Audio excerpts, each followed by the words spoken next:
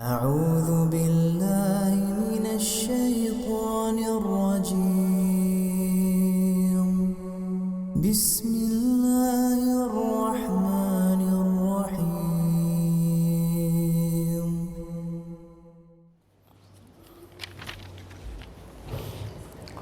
Bismillahirrahmanirrahim. Assalamualaikum warahmatullahi wabarakatuh.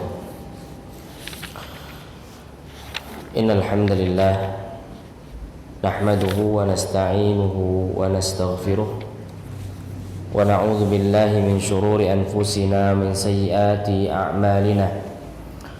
Man yahdihillahu fala mudilla lahu wa man yudlil fala hadiya lahu. Ashhadu an la ilaha illallah wahdahu la syarika lah wa ashhadu anna Muhammadan abduhu wa rasuluh. Allahumma salli wa sallim wa barik ala nabiyyina Muhammad wa ala alihi wa ashabihi ajma'in.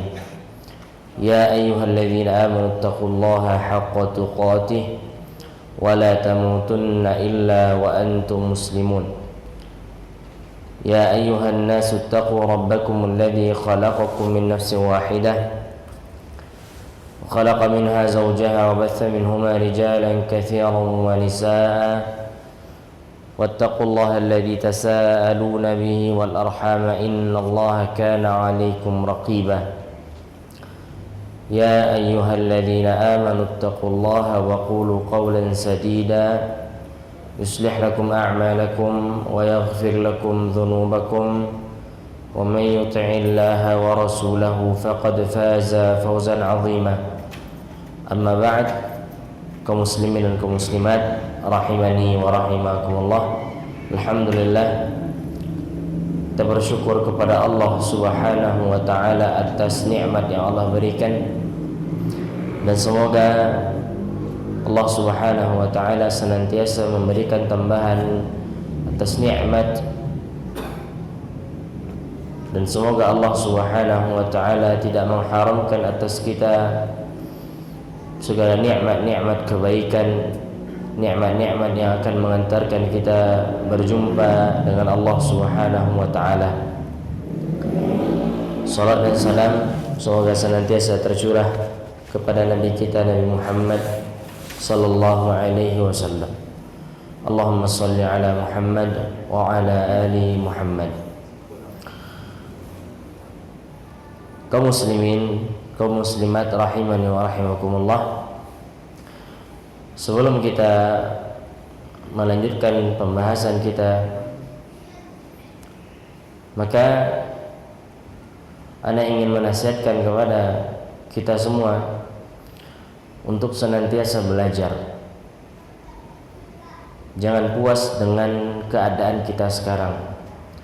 Jangan merasa kita ini sudah bisa, sehingga dengan itu kita tidak mau belajar lagi, kita tidak mau menghadiri majelis ilmu lagi. Maka belajar. Sebagaimana Imam Syafi'i rahimahullah ta'ala mengatakan, ta'allam falaysa al-mar'u yuladu 'alima. Belajarlah kalian, karena tidak ada manusia ini yang Allah lahirkan dalam keadaan mengetahui. Pada hakikatnya kita tidak tahu apa-apa. Kemudian Allah Subhanahu wa taala bukakan pada kita pintu ilmu. Allah mudahkan kita untuk hadir, Allah mudahkan kita untuk belajar. Maka dengan sebab itu kita sedikit demi sedikit mengetahui mana yang Allah perintahkan, mana yang Allah larang, mana yang sunnah dan mana yang bukan sunnah, mana yang wajib dan mana yang haram. Maka bukan berarti ikhwan yang dirahmati oleh Allah, ketika kita sudah mulai mengenal, bukan berarti kita berhenti di jalan. Tidak. Kita harus senantiasa belajar, senantiasa belajar. Karena tidak akan mungkin bagi siapapun di antara manusia ini untuk bisa mengikuti Nabi Sallallahu Alaihi Wasallam kalau seandainya dia tidak memiliki ilmu. Ya, nggak mungkin. Kita ingin mencontoh beragama Nabi, tapi kita nggak mau belajar, itu tidak akan mungkin. Baik, ikhwan yang dirahmati Allah Subhanahu wa taala. Kembali kita lanjutkan pembahasan kita. Terakhir kita membahas masalah apa? Zina. Benar. Benar, Bang. Zina kita bahas terakhir. Enggak datang.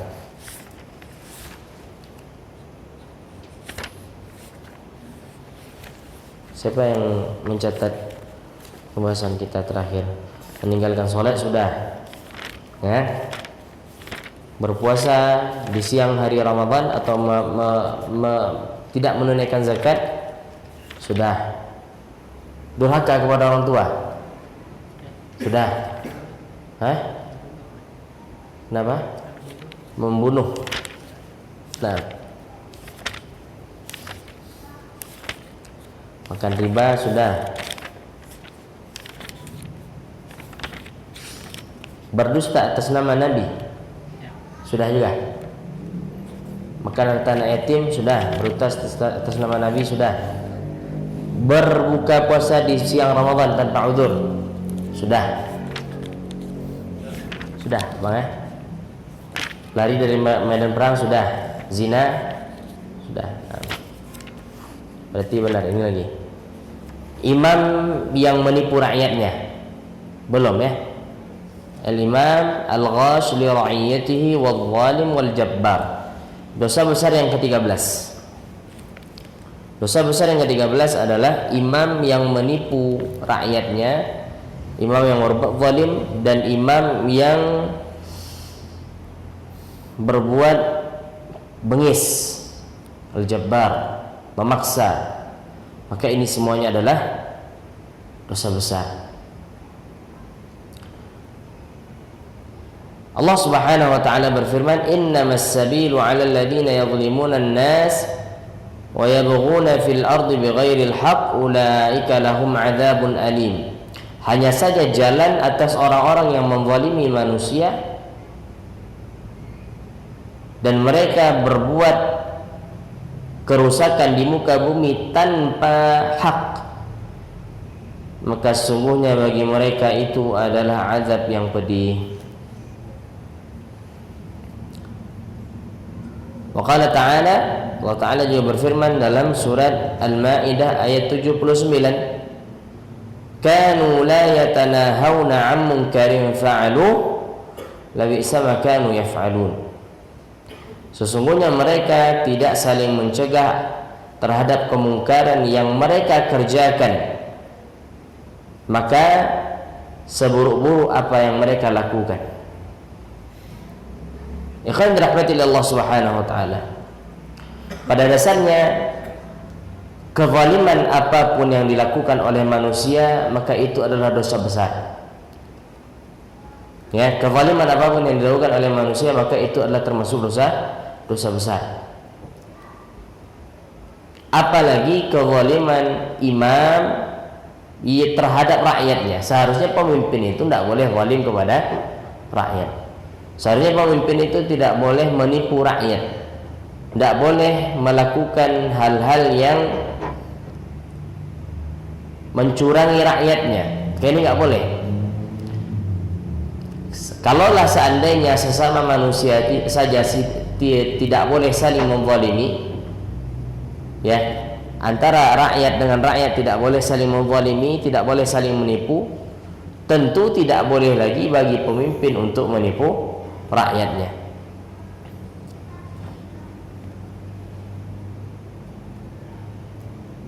Wa qala Nabi sallallahu alaihi wasallam, Nabi sallallahu alaihi wasallam bersabda, kullukum ra'in wa kullukum mas'ulun an ra'iyatihi. Setiap kalian ini adalah pemimpin dan setiap kalian akan diminta pertanggungjawaban terhadap apa yang dipimpinnya. Ya.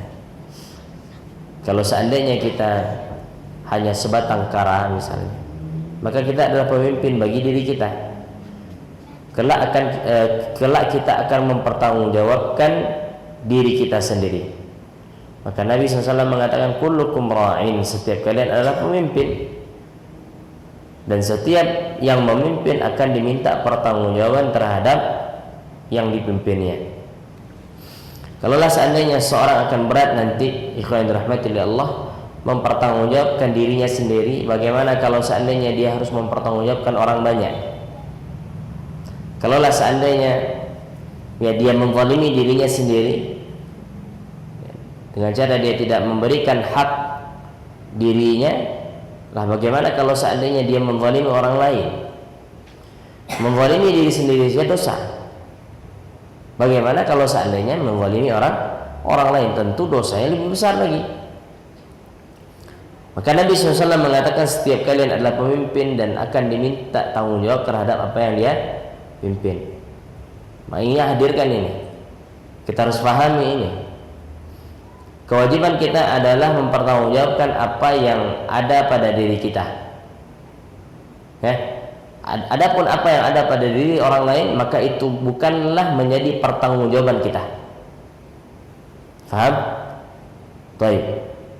Bagaimana Ustaz kalau seandainya kita melihat orang yang jauh di sana melakukan kesalahan, maka itu bukan tanggung jawab kita. Yang merupakan tanggung jawab kita apa? Diri kita.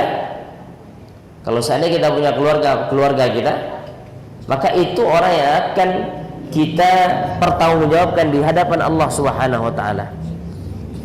Makanya ketika Nabi sallallahu alaihi wasallam ikhwan rahmatillah diangkat menjadi rasul, disuruh oleh Allah Subhanahu wa taala memberikan peringatan, maka Nabi sallallahu alaihi wasallam memberikan peringatan pertama kali kepada karib kerabatnya, bukan kepada orang lain.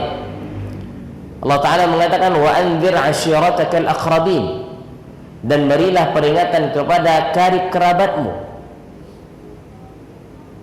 Kenapa? Karena orang-orang tersebut, karena karib kerabat akan dipertanyakan oleh Allah Subhanahu wa taala kelak.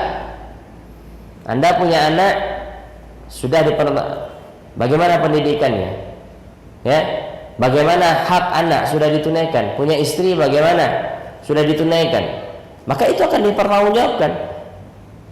Atau kalau seandainya tidak punya, ya, sampai wafat sebatang kara, Allah akan mempertanyakan tentang diri kita. Ya, wa qala alaihi salatu wassalam man ghasyana falaysa minna. Hadis ini hadis yang sahih diriwayatkan oleh Imam Muslim. Hadis ini jelas menjelaskan atau menerangkan kepada kita, mengkhabarkan kepada kita bahwasanya di antara ciri umat Nabi itu adalah tidak menipu. Tidak menipu. Al-ghish artinya menipu. Dalam hadis dikatakan bahwasanya sahabat bertanya kepada Nabi sallallahu alaihi wasallam. Sahabat ini bertanya, ayakunul muslimu jabanan? Apakah mungkin seorang muslim itu penakut? Nabi jawab, iya, na'am. Apakah seorang muslim itu mungkin lemah dia? Nabi jawab, iya. Tapi apakah seorang muslim itu penipu? Nabi jawab, enggak. Karena menipu itu bukan ciri khas umat Nabi sallallahu alaihi wasallam. Ya, Nabi mengatakan man ghasyana falaysa minna. Barang siapa yang menipu maka bukan termasuk dari umatku. Ya, dikeluarkan dari umat Nabi saja itu sudah merupakan dosa besar, hukuman yang berat. Bagaimana seseorang ketika menipu dikatakan bahwasanya dia bukan merupakan umat Nabi sallallahu alaihi wasallam. Kemudian ikhwan rahmati Allah Subhanahu wa taala. Hadis yang berikutnya, hadis yang dikeluarkan oleh Imam Al-Bukhari. Nabi sallallahu alaihi wasallam bersabda, "Adz-zulmu dzulumatun yaumal qiyamah." Kezaliman itu adalah merupakan kegelapan pada hari kiamat. Semakin banyak kezaliman dilakukan maka akan semakin gelap dia. Ya. Semakin banyak orang yang dia zalimi maka dia akan merasakan kegelapan yang begitu luar biasa pada hari kiamat. Maka hati-hati dari menzalimi siapapun. Ya, nggak boleh kita menzalimi manusia. Anda dulu pernah sampaikan bahwasanya hubungan dengan manusia itu berat, sulit dan rumit. Kalau seandainya kita berbuat salah kepada Allah, kita minta ampun, maka Allah akan sangat mudah mengampuni kita. Sangat mudah bagi Allah Ta'ala untuk mengampuni manusia ini. Namun kalaulah seandainya kezaliman itu dilakukan kepada manusia, maka sangat berat manusia itu untuk memaafkan. Ya, sangat berat. Maka para ulama kita mengatakan huququllahi mabniyatun 'alal musamahah. Hak Allah itu dibangun di atas pemaafan Allah Ta'ala. Sementara wa huququl bashar mabniyatun 'alal musyahah. Hak manusia dibangun di atas persengketaan, maka tidak boleh sembarangan dalam menzalimi manusia. Ya, tidak boleh sembarangan. Makanya kalau seandainya seorang bertaubat dari menzalimi manusia, harus ditambah satu syarat taubat lagi, yaitu dia harus meminta maaf. Ya, dia harus meminta maaf. Bagaimana kalau seandainya orang tidak mau memaafkan? Dia harus berupaya agar orang itu mau memaafkannya. Dia harus berupaya. Maka hati-hati dari berbuat kezaliman.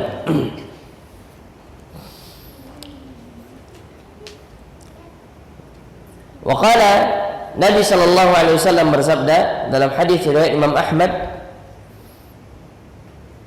dengan sanad yang kuat, Nabi mengatakan ayyuma ra'in ghashya ra'iyatahu fahuwa finnar. Ya, pemimpin mana saja yang menipu rakyatnya, maka tempatnya di neraka, kata Nabi. Ya, Nabi mengatakan pemimpin yang menipu rakyatnya, maka tempatnya di neraka. Ikhwan rahmati Allah Subhanahu wa taala. Ketika misalnya kita membahas tentang kezaliman pemerintah, kita membahas tentang kezaliman penguasa, itu bukan berarti kita harus melawan kepada penguasa. Ini harus kita fahamkan dulu. Karena sebagian orang atau kebanyakan manusia ketika melihat kezaliman dari penguasa, dia mengingkari dengan kezaliman yang lebih besar. Maka ini bukan cara yang benar untuk mengingkari kezaliman. Di antara kaidah mengatakan, ya, kaidah fikih mengatakan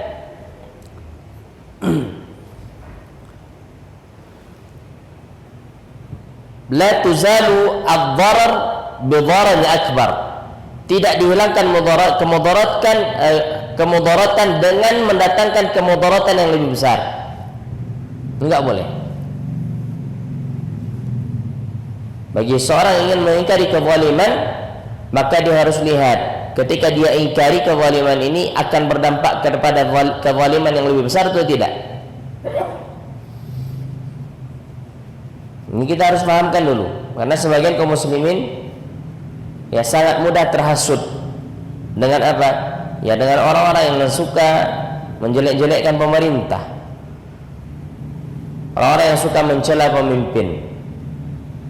Maka kita katakan yang namanya manusia tidak ada yang maksum, mesti salah. Ya, jangankan memimpin kita saja, memimpin rumah tangga saya banyak salah. Apalagi ini pemimpin negara, tentu kan banyak ditemukan kesalahan-kesalahannya. Namun sikap yang benar dalam menyikapi kesalahan pemimpin bukan dengan cara menjelek-jelekkan pemerintah. Ahlus sunnah demikian. Adapun selain ahlus sunnah, maka mereka mencela pemerintah dengan cara terang-terangan. Bahkan mereka memberontak kepada pemerintahan yang sah. Jadi ketika kita membaca misalnya ayyuma ra'in ghashya ra'iyatahu fahuwa finnar.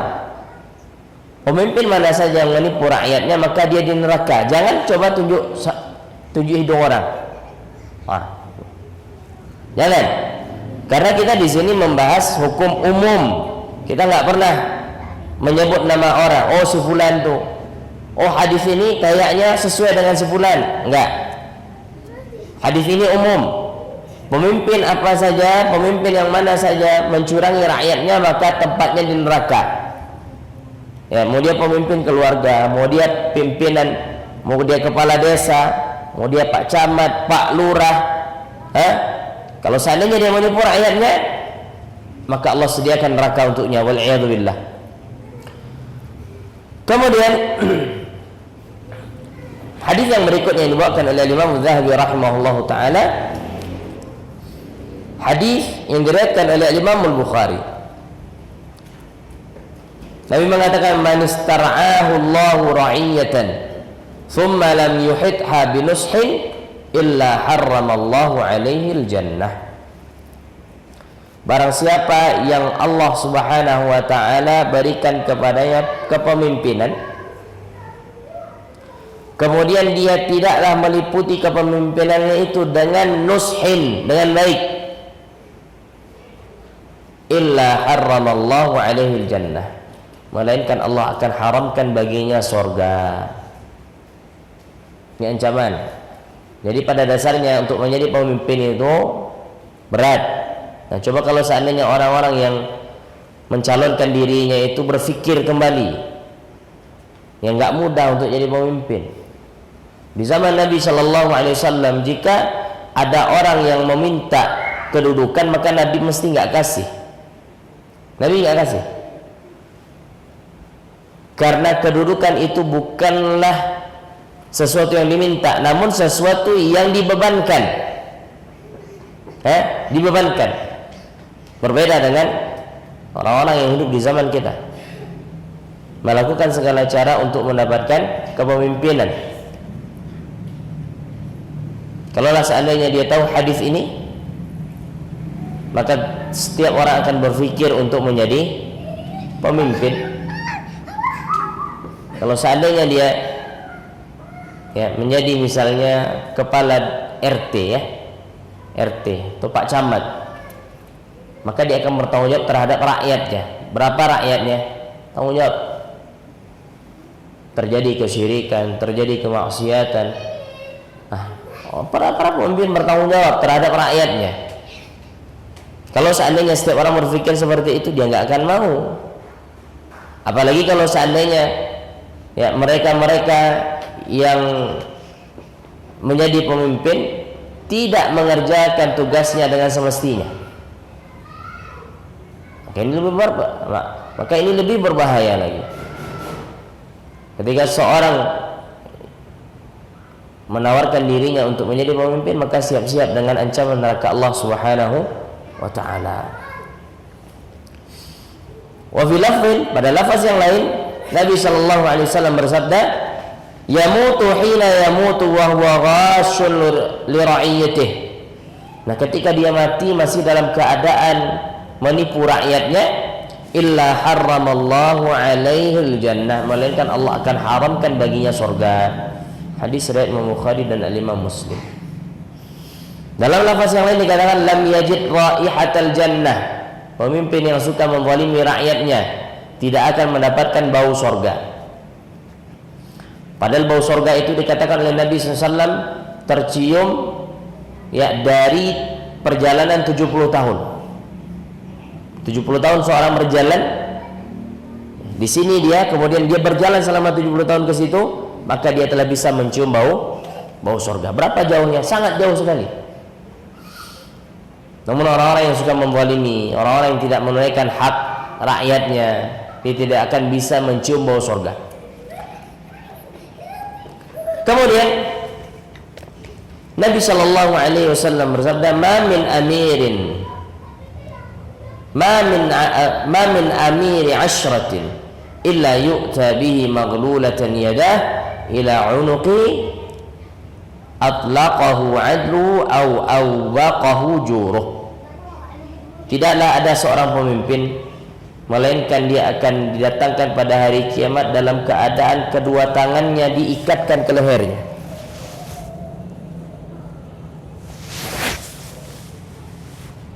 Kalau seandainya dia orang yang adil, maka sifat adil tersebut akan melepaskan ikatan tersebut. Kalau seandainya dia orang yang zalim, maka ikatan tersebut akan seperti itu, tidak akan bisa terlepas. Ya, ini ancaman.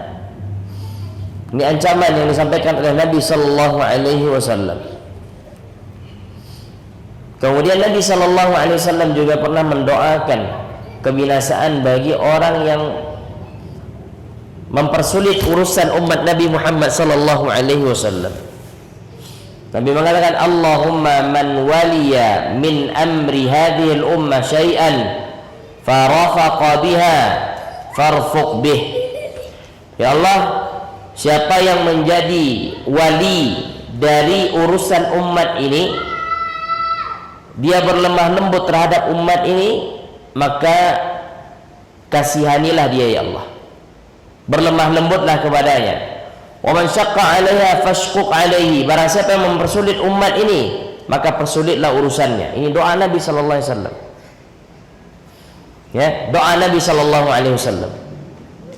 Siapa yang mempersulit umat ini, maka Allah akan persulit dia. Siapa yang memudahkan bagi umat Islam, maka Allah akan memudahkannya.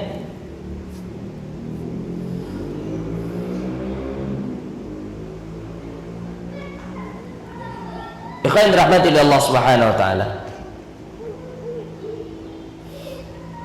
Maka ini yang dinamakan dengan al-jaza' min jinsil amal. Balasan sesuai dengan perbuatan. Kalau seandainya seorang pemimpin berlaku lemah lembut terhadap umat Islam, ya, maka Allah Ta'ala akan menyayanginya. Kalau seandainya seorang pemimpin, ya, mempersulit kaum muslimin, maka Allah pun akan mempersulit urusannya. Nabi sallallahu alaihi wasallam juga mengatakan, man yassara ala mu'sirin yassarahu Allah. Siapa yang memudahkan orang yang sedang kesulitan, maka Allah akan mudahkan dia. Ya, jangan malah orang sudah sulit ditambah sulit. Ikhwan rahmatillah Allah Subhanahu wa taala. Maka dalam hal apapun mudahkan urusan kaum muslimin, maka Allah akan mudahkan urusan kita. Mudahkan urusan kaum muslimin, maka Allah akan mudahkan urusan kita. Ya, jangan kita beranggapan ketika kita mudahkan urusannya kita rugi. Sebagian orang kan demikian. Ya, kalau tidak sulit, kalau tidak mempersulit, tidak senang hatinya. Kalau bisa orang ngurus surat-surat itu sulit semuanya, harus bolak-balik sana sini.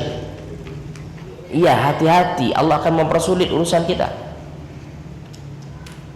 Ya, Allah akan mempersulit urusan kita. Padahal kita butuh kepada apa? Kita butuh kepada kelembutan Allah Ta'ala. Kita butuh kepada pertolongan Allah Subhanahu wa Ta'ala. Bagaimana Allah akan tolong kita sementara urusan umat Islam kita persulit? Ikhwan rahmatillah Allah Subhanahu wa taala. Nabi sallallahu alaihi wasallam juga mengatakan, sayakunu umara'u fasaqatun jawarah. Akan ada nanti pemimpin-pemimpin yang fasik dan pemimpin-pemimpin yang zalim. Itu akan ada. Faman saddaqahum bikadzibihim wa a'anahum ala zulmihim falaysa minni wa lastu min.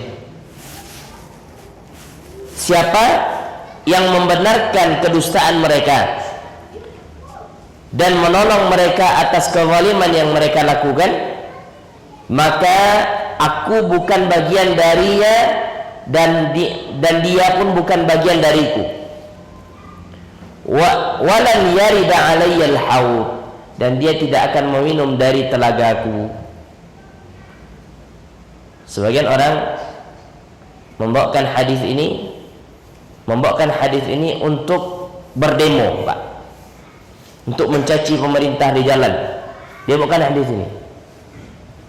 Maka kita katakan hadis yang dibawakan benar, tapi menyimpulkan hukum terhadap hadis tidak benar. Karena untuk memahami hadis itu harus dikumpulkan banyak hadis, kemudian baru disimpulkan. Nabi SAW juga mengatakan misalnya, mangkana, barang siapa yang memiliki celah pada pemimpin, atau mangkana indahu nushun li amirihi, barang siapa yang memiliki nasihat untuk pemimpinnya, maka hendaknya dia ambil kedua tangannya, ya, fala yubdiha alaniyah, maka jangan dia umumkan, jangan dia tampakkan. Ini kan hadis, ini hadis Nabi, maka harus difahami secara keseluruhan. Tidak boleh kita pahami satu, oh kemarin saya dengar pengajian, kalau seandainya pemimpin itu berdusta, tidak boleh kita benarkan dan tidak boleh kita tolong, oh berarti kita harus lawan. Gimana caranya? Ya kita celah, kita kumpulkan massa. Maka ini pemahaman yang keliru terhadap hadis, ya. Tidak ada para ulama ahlu sunnah pun yang memahami hadis demikian, nggak ada. Terus bagaimana maksudnya?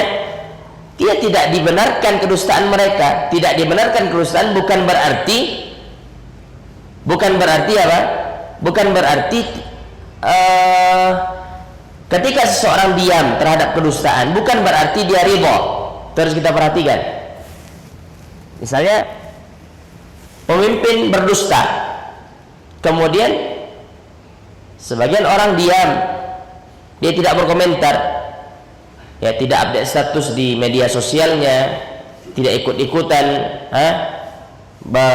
turun ke jalan misalnya. Apakah orang-orang yang tidak ikut tersebut berarti dia ridha dengan kedustaan pemimpin? Ya, belum tentu juga, ya. Apakah berarti dia menolong pemimpin atas kezaliman yang dilakukan oleh pemimpin? Tidak. Maka untuk mengingkari kemungkaran kita harus faham maratib ingkaril munkar, runutan untuk mengingkari kemungkaran. Kalau seandainya kita rakyat, ikhwan rahmatillah, kalau seandainya kita rakyat, kemudian yang salah itu adalah pemimpin, maka cara mengingkarinya adalah dengan hati, bukan dengan lisan, bukan dengan tangan. Pemimpin kita misalnya salah, berbuat kezaliman, apa yang harus kita lakukan? Ingkari dengan hati. Kenapa? Karena kita tidak ada kekuatan untuk mengingkari dengan tangan. Berbeda kalau seandainya pemimpin melihat kemungkaran yang ada pada rakyat, maka pemimpin boleh merubah dengan tangan. Ya, pemimpin boleh merubahnya dengan tangan, dengan kekuatan itu boleh. Atau kalau seandainya seseorang, ya, mendapati kezaliman, dia mampu menasihati dengan cara yang baik, maka nasihati dengan cara yang baik. Karena Nabi sallallahu alaihi wasallam mengatakan, man ra'a minkum munkaran falyughayyirhu biyadihi.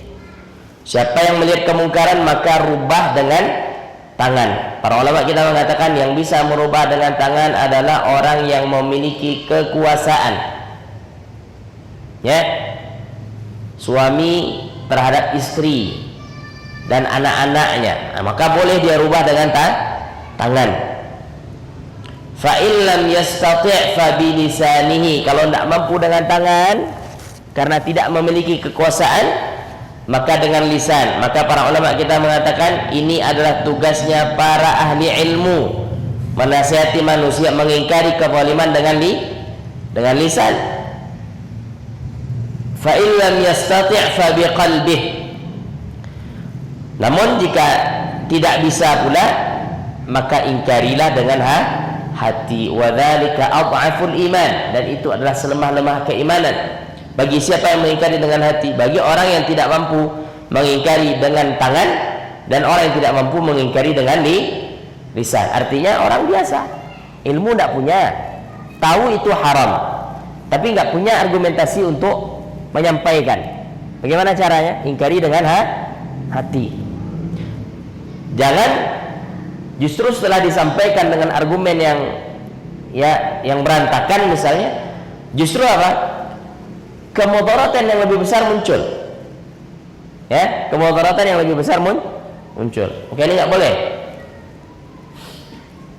Jadi kita kembali ke hadis ini, Nabi mengatakan akan muncul nanti para pemimpin yang fasik dan pemimpin yang zalim. Ini sudah sabda Nabi, berarti pasti akan terjadi. Pasti akan terjadi. Siapa yang membenarkan kedustaan tersebut dan yang menolong mereka, menolong pemimpin tersebut atas kezaliman mereka, maka mereka bukan termasuk dariku dan aku pun bukan termasuk darinya, dan dia pun tidak akan bisa singgah di telagaku, kata Nabi SAW. Ya, padahal ketika kita di padang mahsyar, kita butuh dengan telaga Nabi SAW. Ketika itu kita merasakan kehausan, ya, kita haus, kita butuh kepada minuman. Gak ada keminuman, yang ada hanya telaga Nabi SAW. Maka Nabi mengatakan di antara, ya, luar biasanya telaga Nabi SAW itu, Nabi mengatakan faman syariba minhu falan yadhma abada. Barang siapa yang meminum dari telagaku, maka dia tidak akan haus selama-lamanya. Ya, tidak akan haus selama-lamanya. Itu ancaman bagi orang yang membenarkan kedustaan. Ada pula manusia ini, segala apa yang dikatakan pemimpin benar semuanya. Makanya hati-hati juga. Ya, jadi Ahlussunnah itu di tengah, tidak membenarkan seluruhnya dan tidak pula mendustakan seluruhnya. Apa yang benar ditaati, apa yang tidak benar diingkari dengan hati. Apa ketetapan-ketetapan pemerintah yang benar, maka kita harus taati. Bagaimana kalau seandainya pemerintah menetapkan apa yang tidak sesuai dengan syariat? Maka bagaimana caranya? Harus diingkari. Ya. Dengan apa kita mengingkari? Dengan hati. Bukan dengan cara, ya, pakai tangan atau dengan cara kekuatan.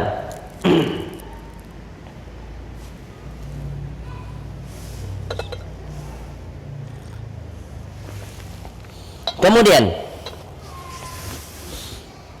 dalil berikutnya, Nabi SAW bersabda, "Ma min qaumin yu'malu fihim bil ma'asi hum a'azzu wa aktsaru mimman ya'maluhu thumma lam yughayyiru illa 'ammahumullahu bi'iqabin." Tidak ada suatu kaum yang dikerjakan maksiat di tengah-tengah mereka, padahal mereka itu kuat dan mereka itu banyak daripada orang yang mengerjakannya, namun mereka tidak merubah, ya, kezaliman tersebut, melainkan Allah Subhanahu wa taala akan ratakan musibah atau uqubah, keburukan. Ya, Allah akan ratakan.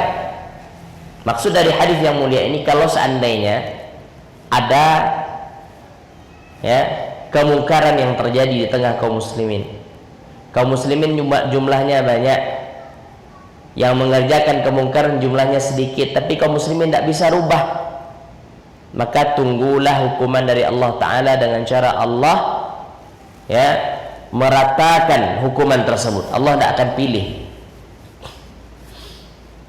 Itu hukuman bagi orang-orang yang melihat kemungkaran namun dia tidak merubah kemungkaran tersebut. Nah, dia tidak merubah kemungkaran tersebut. Padahal orang yang mengerjakan kemungkaran itu lebih lemah dan lebih sedikit misalnya. Beda hal kalau seandainya misalnya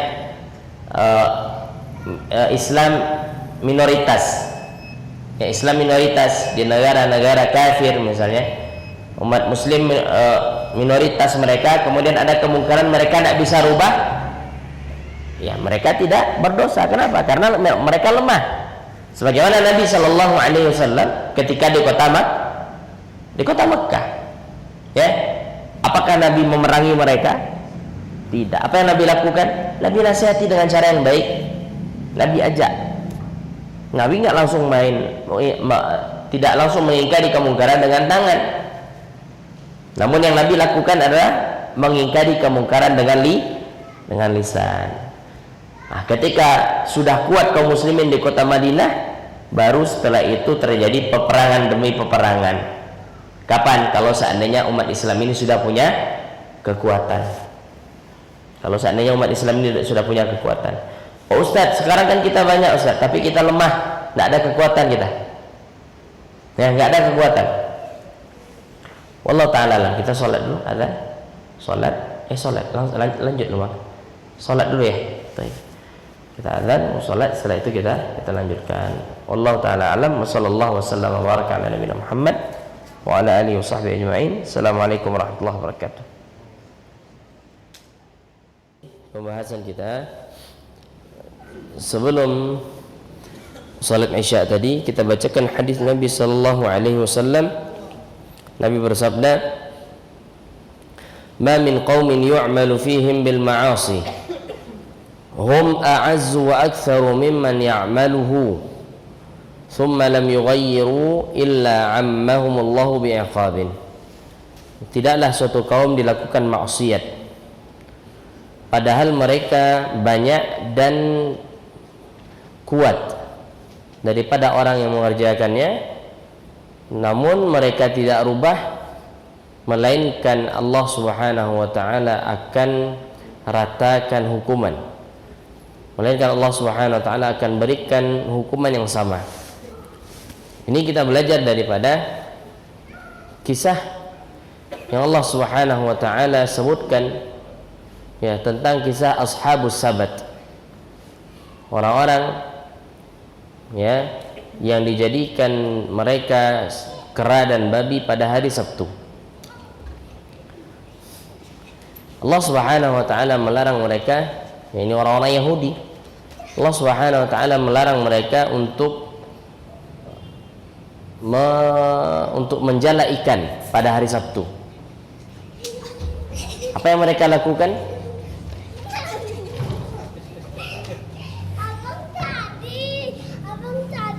Yang mereka lakukan adalah mereka lepaskan jalannya atau mereka letakkan jalannya pada hari Jumat dan mereka ambil pada hari Minggu.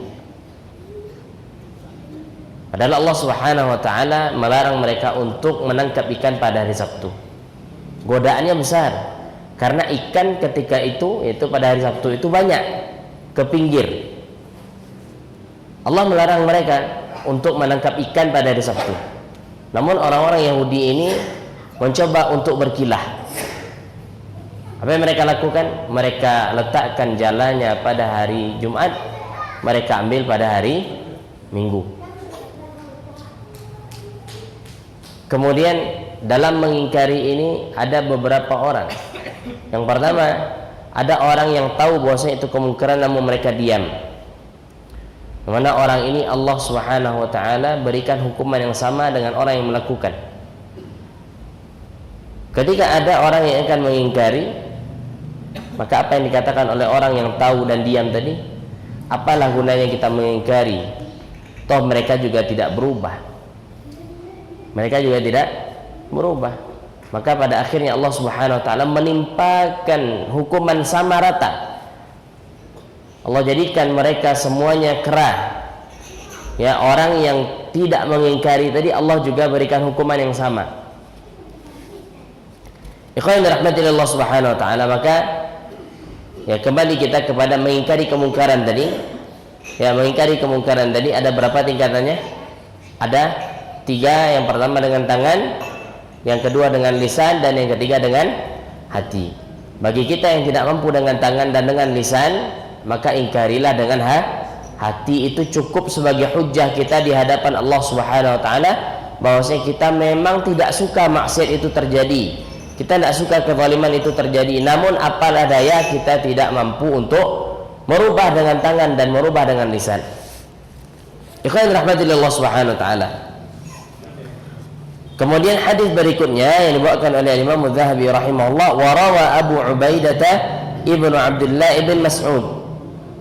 Ya, meriwayatkan Abu Ubaidah anaknya Abdullah ibn Mas'ud dari bapaknya, dia berkata, qala Rasulullah sallallahu alaihi wasallam, Rasulullah sallallahu alaihi wasallam bersabda, walladzi nafsi biyadihi la ta'murunna bil ma'ruf wa la tanhawunna 'anil munkar. Demi yang jiwaku berada di tangannya, benar-benarlah kalian dalam menegakkan yang ma'ruf dan benar-benarlah kalian mencegah yang munkar. Wa la ta'khudunna 'ala yadil musi, dan kalian mengambil tangan orang yang berbuat buruk, artinya apa? Mencegahnya. Wala ta'turunnahu 'alal haqqi atra, dan kalian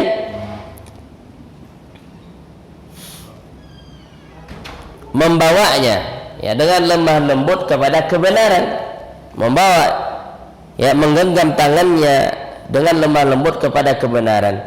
Aw la yadribannallahu biqulubi ba'dikum 'ala ba'din, atau kalau seandainya kalian tidak mau melakukan ini, maka Allah Subhanahu wa taala akan benturkan hati kalian ya dengan hati yang lain. Tsumma yal'anakum kama la'anahum, kemudian Allah pun melaknat kalian sebagaimana Allah melaknat mereka orang-orang terdahulu Bani Israel, ala lisani Dawud wa Isa bin Maryam. Ya, Allah laknat mereka dengan lisannya Nabi Daud alaihissalam dan dengan lisannya Nabi Isa alaihissalam. Dalam hadis yang mulia ini, Nabi Shallallahu Alaihi Wasallam menegaskan kepada kita bahwasanya benar-benarlah kalian dalam menegakkan amar ma'ruf, ya, menegakkan amar ma'ruf, mengajak manusia kepada yang ma'ruf.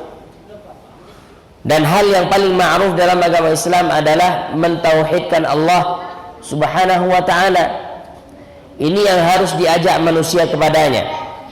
Ya. Bagi sebagian orang, Bapak dan Ibu rahimani wa rahmakumullah, ketika dikatakan amar ma'ruf nahi munkar, yang terbayang olehnya apa?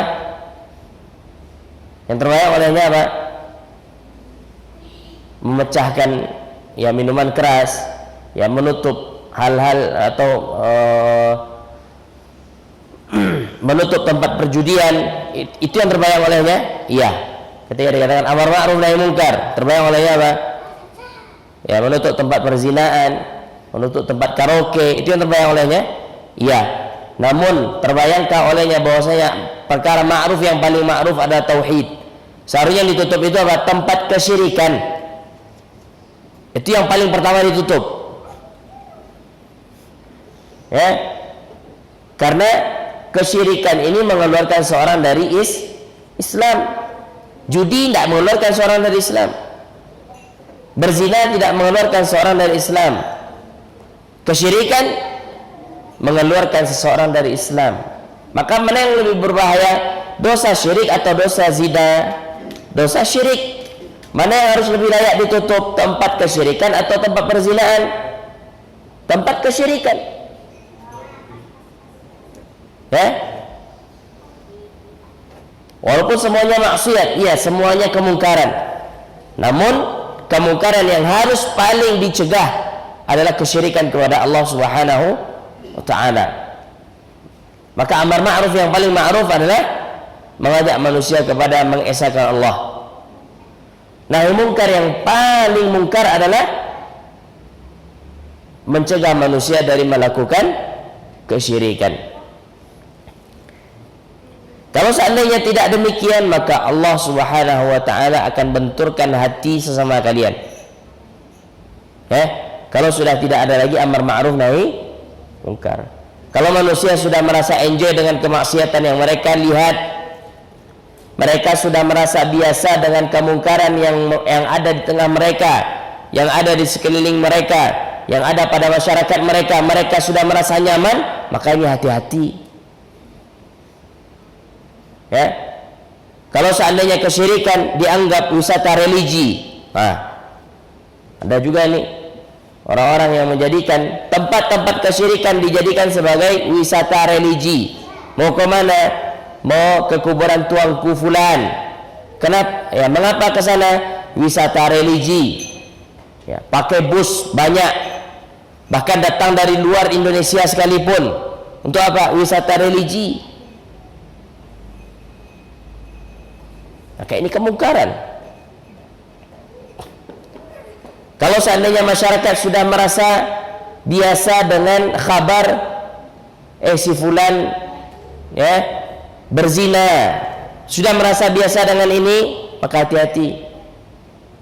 Kalau sudah merasa biasa dengan dosa ya, dengan dosa perjudian, dengan dosa riba, dengan dosa minuman keras, tidak ada lagi pengingkaran dalam hati kita, maka khawatir kita Allah Subhanahu wa ta'ala akan membenturkan hati sesama manusia. Allah akan benturkan hati sesama kaum muslimin. Ikhwan rahmatillah Allah Subhanahu wa ta'ala, dan Allah laknat mereka. Orang-orang yang tidak mau mengingkari kemungkaran, orang-orang yang tidak mau menegakkan amar ma'ruf, Allah melaknat mereka. Sebagaimana Allah telah melaknat Bani Israel. Ya? Allah melaknat Bani Israel. Kenapa? Karena kanu la yatanahawna 'an munkarin fa'aluh. Bani Israel itu tidak mencegah kemungkaran yang mereka kerjakan. Mereka menganggap ya itu urusan dia, ya terserah, tidak perlu saya ingkari misalnya. Padahal itu mungkin dia untuk mengingkarinya, seperti istrinya, anak-anaknya, atau orang-orang yang berada di bawah tanggungannya. Mungkin dia ingkari, tapi dia mengatakan ya terserah dia sajalah, yang penting diri saya. Maka berarti orang ini sama dengan Bani Israel yang tidak mengingkari kemungkaran. Kemudian hadis yang berikutnya dari Aghlab bin Tamim, haddatsana Al-Mu'alla bin Ziyad, telah menceritakan kepada kami Al-Mu'alla bin Ziyad dari Muawiyah bin Qurrah, dari Ma'qil bin Yasar, dari Nabi sallallahu alaihi wasallam, beliau bersabda, "Sinfani min ummati la tanaluhuma asy-syafa'ati." Ada dua kelompok umatku yang tidak bisa mendapatkan syafaatku. Yang pertama adalah sultanun zalumun ghasum. Yang pertama adalah pemimpin zalim dan curang. Wa ghalin fid din wa yashhadu alaihim wa yatabarra'u minhum. Wa ghalin fid din, orang-orang yang berlaku berlebih-lebihan di dalam agama Islam itu tidak mendapatkan syafaat Nabi. Artinya orang-orang yang berbuat bid'ah, berbuat perkara-perkara yang tidak pernah diajarkan oleh Nabi sallallahu alaihi wasallam. Orang yang tidak mendapatkan syafaat Nabi dalam hadis ini ada dua. Pertama, pemimpin yang zalim. Pemimpin yang zalim dan menipu. Seharusnya pemimpin itu tidak perlu nipu, kan? Kenapa? Karena dia orang yang paling kuat. Untuk apa dia menipu sementara dia orang paling kuat? Nah, ketika dia menipu, ya, dia sudah berada di kedudukannya sebagai pemimpin, namun dia masih menipu orang, ya, maka dia tidak mendapatkan syafaat Nabi. Begitu pula orang yang berbuat bid'ah. Kenapa tidak mendapatkan syafaat Nabi? Karena Islam sudah sempurna. Islam sudah sempurna. Segala apa yang berbentuk ibadah telah diajarkan oleh Nabi sallallahu alaihi wasallam. Tidak perlu adanya penambahan, tidak perlu adanya inovasi, tidak perlu. Maka dua orang ini tidak akan mendapatkan syafaat Nabi sallallahu alaihi wasallam.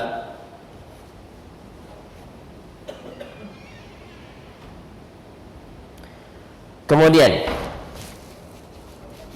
dalam hadis yang lain dikeluarkan oleh Imam Ahmad dalam musnadnya, ya, dan Al-Imam Al-Baihaqi dalam sunannya,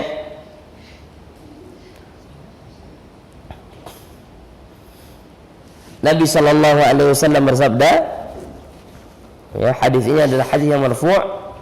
Nabi mengatakan, asyaddun nasi 'adzaban yaumal qiyamah imamun jair.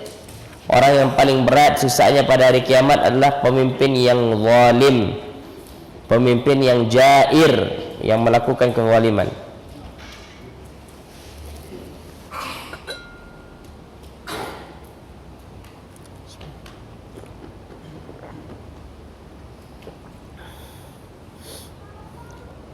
Ya.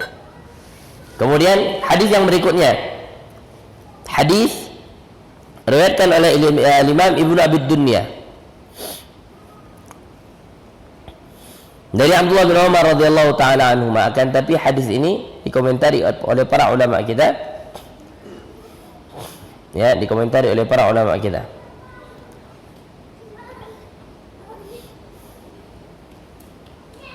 Namun, ya, hadis ini secara keseluruhan hadis yang hasan, ya, hasan li ghairi, karena banyak jalannya, jalurnya banyak.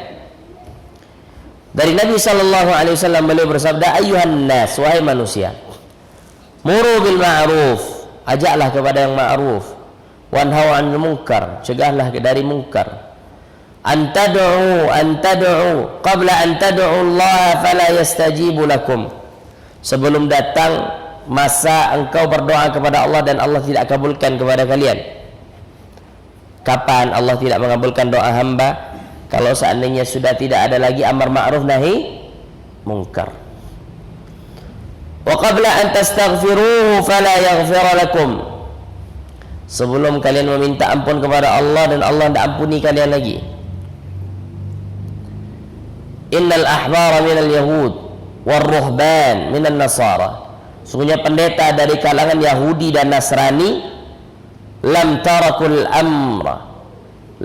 tarakul amra bil ma'ruf, ketika mereka meninggalkan amar ma'ruf dan nahi munkar, la'anahumullahu ala lisani anbiya'ihim thumma ammahum bil bala. Allah melaknat mereka melalui lisan para nabi, kemudian Allah timpakan azab secara merata kepada mereka. Ya, ini hukuman bagi siapa? Bagi orang yang tidak menegakkan amar ma'ruf nahi munkar, tidak menegakkan amar ma'ruf dan nahi munkar.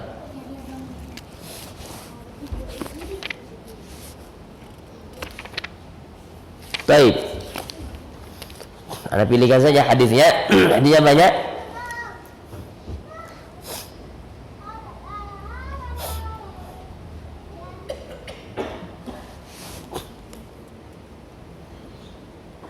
Nabi sallallahu alaihi wasallam juga bersabda dalam hadis yang diriwayatkan oleh Imam Al-Bukhari. Nabi mengatakan, "Al-imamul adilu yudhilluhu Allahu fi dhillih." Pemimpin yang adil Allah akan naungi dia pada naungan Allah. Berarti pemimpin yang zalim tidak mendapatkan naungan dari Allah Subhanahu wa taala. Ya.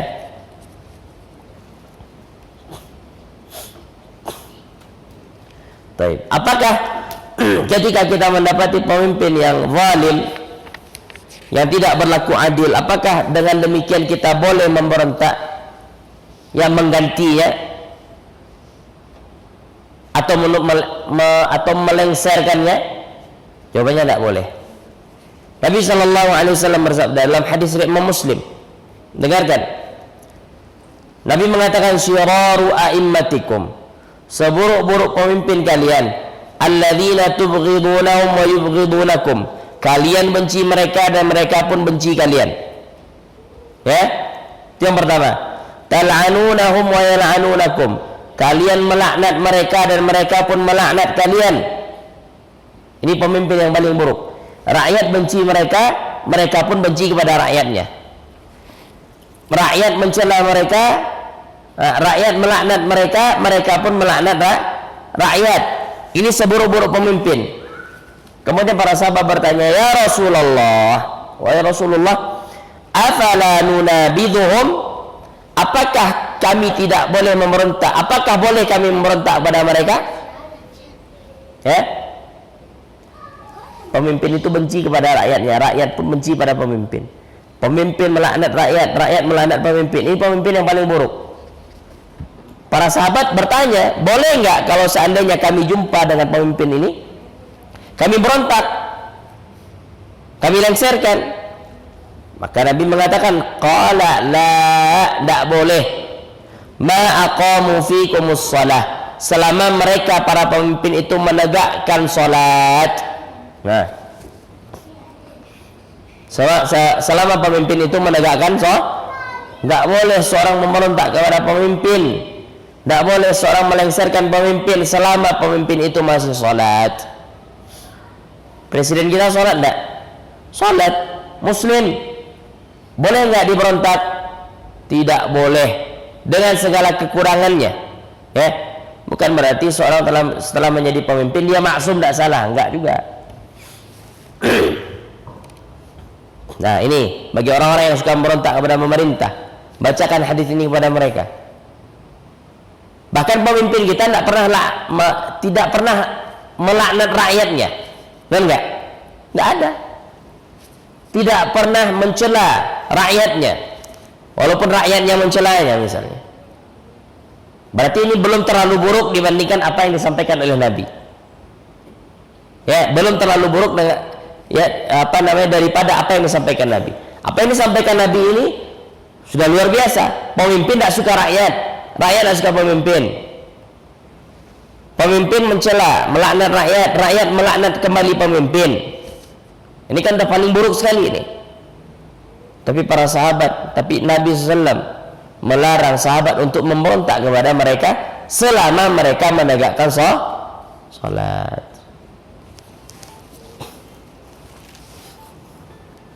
Ikhwan rahmatillah Allah Subhanahu wa taala.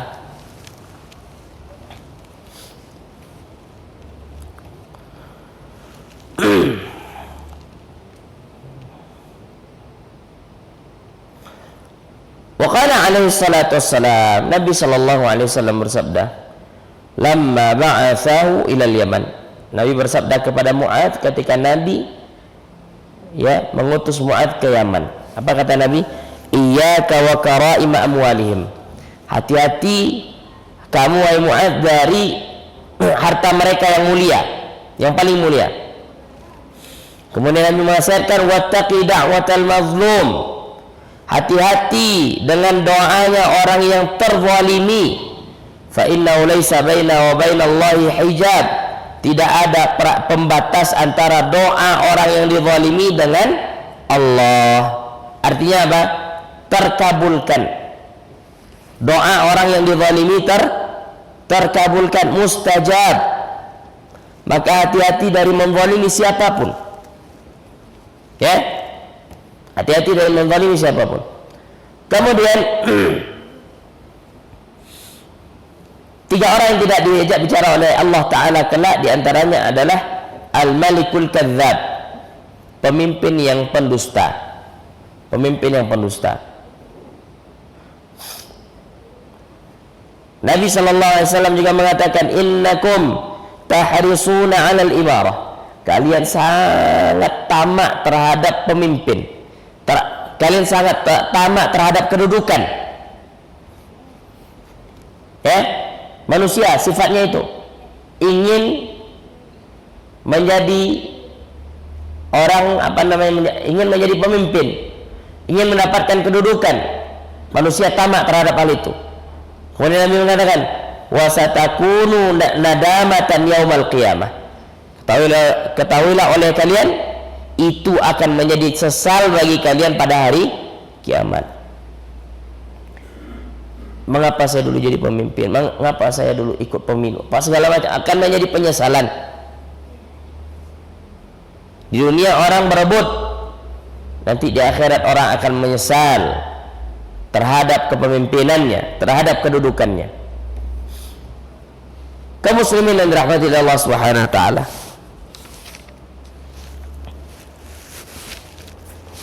Yang terakhir adalah hadis yang diriwayatkan oleh Imam Ibnu Abi Syaibah, dan hadisnya adalah hadis yang sahih. Nabi mengatakan salasu da'awatil mustajabat la syakka fihinna. Tiga doa yang diijabahkan dan tidak diragukan lagi bahwasanya tiga doa ini pasti akan diijabah. Yang pertama adalah da'watul mazlum, doa orang yang terzalimi. Siapapun dia yang terzalimi ini, mau dia rakyat, mau dia pemimpin, ya mau dia orang punya kedudukan, mau orang biasa, mau orang miskin, siapapun yang dizalimi, kalau seandainya dia berdoa kepada Allah, maka Allah akan ijabah doanya. Itu yang pertama. Yang kedua adalah doa da'watul musafir, doanya orang yang sedang melakukan perjalanan safar. Kemudian yang ketiga wa da'watul walidi ala waladih, doa orang tua terhadap anaknya. Maka 3 doa ini adalah doa yang mustajabah. Doa orang yang terzalimi, doa orang musafir, dan doa orang tua untuk anaknya. Wallahu ta'ala alam. Demikian pembahasan kita. Dosa besar yang ke-13 adalah pemimpin yang zalim menipu rakyatnya. Ya, wallahu ta'ala alam. Jika ada yang ditanyakan, maka kita persilahkan. Baik. Assalamualaikum warahmatullahi wabarakatuh. Waalaikumsalam warahmatullahi wabarakatuh. Ustaz, apa yang dimaksud dengan tauhid mulkiyah? Ya, ini pemahaman yang menyimpang. Ya, atau dinamakan dengan tauhid hakimiyah. Tidak sah tauhid kalau seandainya tidak membentuk pemerintahan atau khilafah. Nah, tidak sah tauhid kalau seandainya apa? Kalau tidak ada khilafah. Maka ini pembagian tauhid ini pembagian yang menyimpang, tidak dikenal oleh para ulama salaf. Ya, tauhid mulkiyah atau dinamakan dengan tauhid hakimiyah. Jadi Allah tidak pernah mengisyaratkan kita untuk mentauhidkan Allah. Ya, mentauhidkan Allah harus dengan tauhid hakimiyah. Enggak ada. Kalau seandainya ikhwan rahmatillah Allah, tauhid hakimiyah ini adalah perbuatan Allah, maka maksud kepada tauhid rububiyah. Ya kan? Mau masuk kepada tauhid rububiyah. Kalau tauhid hakimiyah ini adalah perbuatan hamba, maka maksud kepada tauhid uluhiyah. Enggak perlu dibagi lagi menjadi tauhid hakimiyah atau tauhid mulkiyah. Allah taala alam.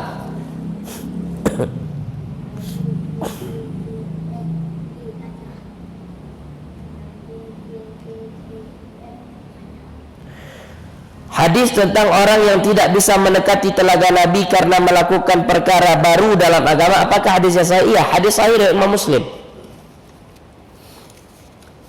Ya.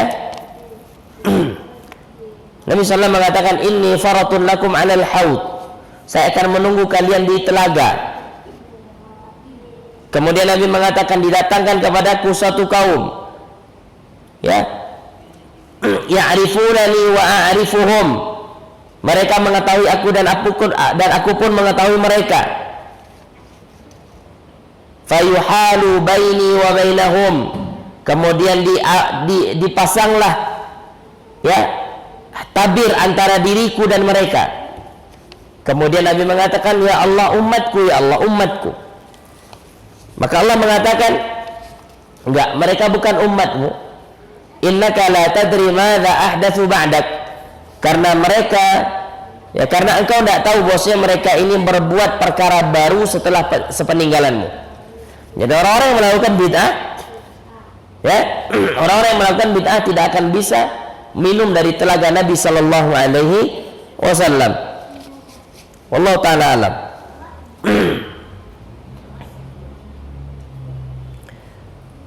Bagaimana pemahaman Khawarij itu, Ustaz? Ada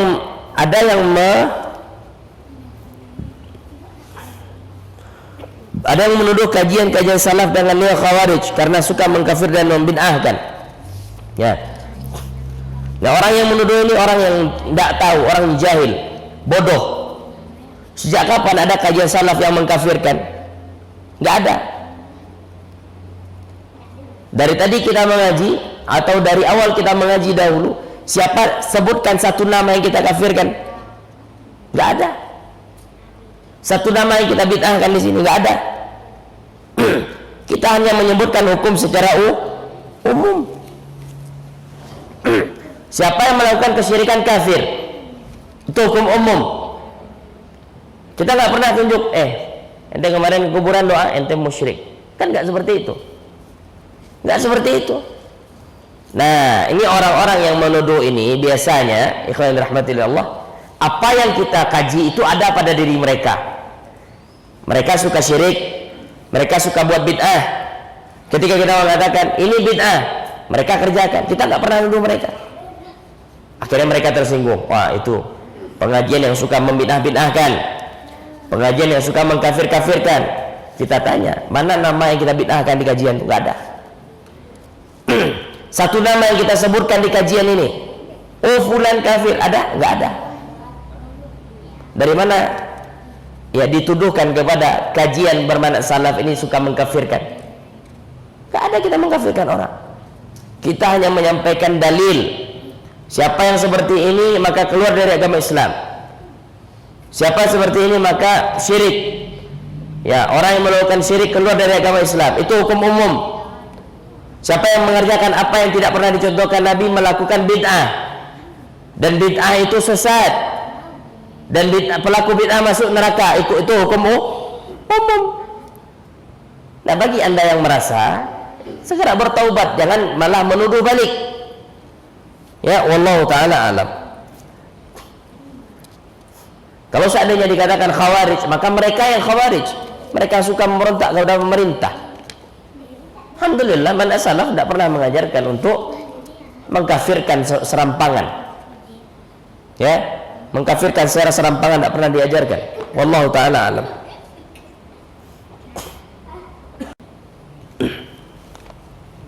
Seburuk-buruknya pemimpin kalau masih sholat tidak boleh memberontak.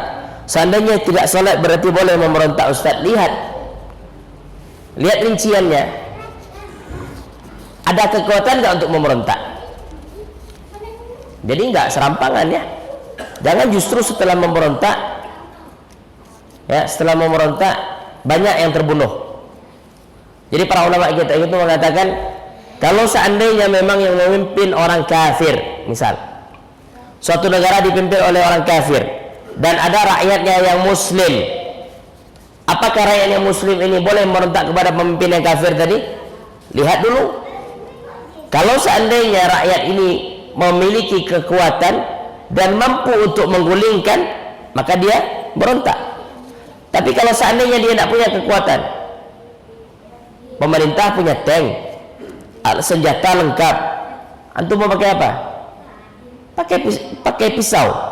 Oh, mampus kita dibuatnya. Maka dalam keadaan seperti ini tidak boleh memberontak. Walaupun dia tidak salat, walaupun dia tidak salat. Kenapa? Karena mudarat yang ditimbulkan setelah terjadi pemberontakan itu lebih besar. Ya. Oke, kita ambil contoh. Di Suriah yang memimpin dulu siapa? Syiah dikafirkan, iya, dikafirkan oleh Ahlus Sunnah. Tapi apakah Ahlus Sunnah mengizinkan pemberontakan yang terjadi? Tidak. Kenapa? Karena mesti mudaratnya lebih besar. Oh, dulu Ustaz, Syiah itu suka bunuh Ahlus Sunnah. Ya, sekarang pembunuhannya merajalela. Semakin mudah dia membunuh Ahlus Sunnah. Berarti mudaratnya lebih besar. Maka dengan demikian tidak boleh seseorang untuk memberontak. Wallahu ta'ala alam.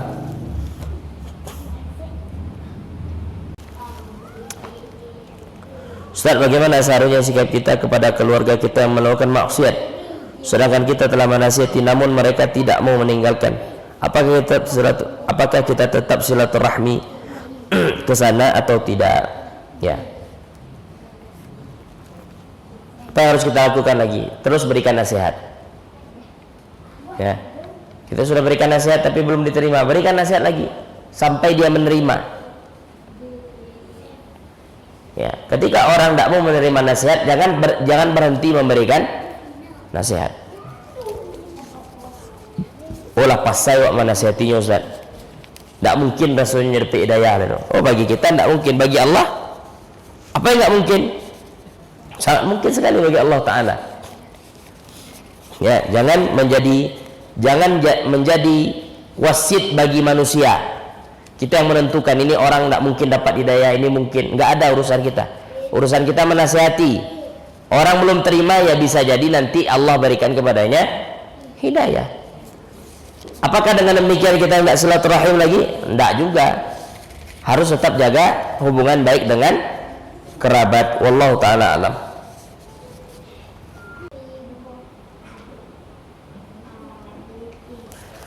Wallahu taala alam. Mungkin itu yang lain anak bisa jawab, mungkin itu bisa ditanyakan kepada ustaz lain. Kita cukupkan. Wassallallahu wasallam wa baraka ala nabiyina Muhammad wa ala alihi wa sahbihi ajma'in. Subhanakallahumma bihamdika asyhadu an la ilaha illa anta astaghfiruka wa atubu ilaik. Assalamualaikum warahmatullahi wabarakatuh.